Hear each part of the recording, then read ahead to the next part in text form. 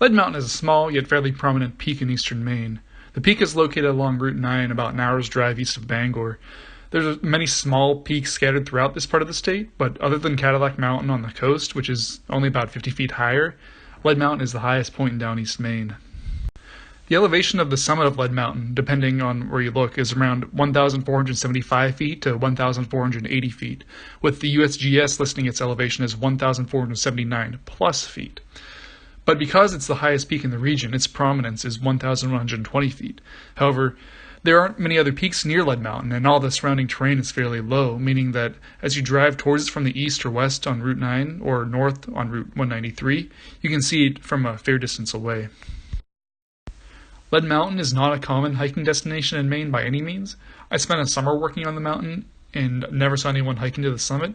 It is a moderate hike, I'd say, at around 1 mile each way with 800 feet elevation gain. To get to Lead Mountain, start by driving east on Route 9 from its intersection with Route 93 for about 1 mile. Just before you would cross the river, turn left onto a dirt road. At this point, the road is at an elevation of about 300 feet. Once on the first dirt road, continue just a short distance until you pass a building and turn right onto another road.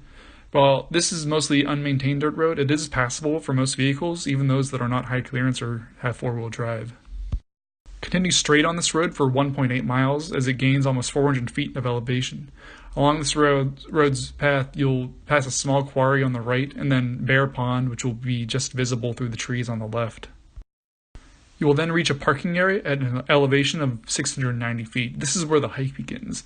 You continue by going around the gate on the road and then follow the road for less than a half mile.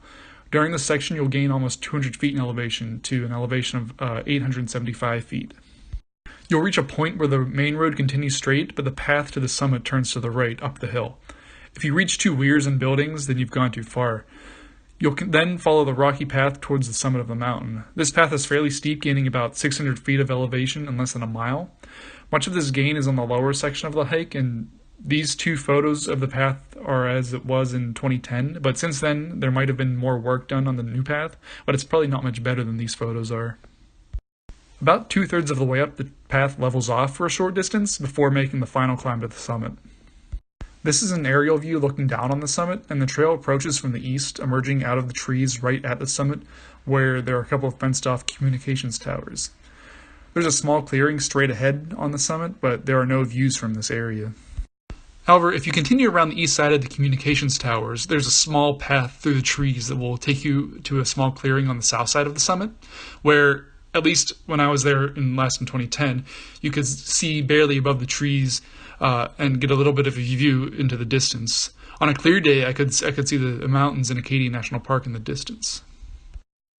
There are no other paths to the summit, so you don't really have any other options unless you want to bushwhack. So to get back to the parking area, you have to retrace your steps back down the same path.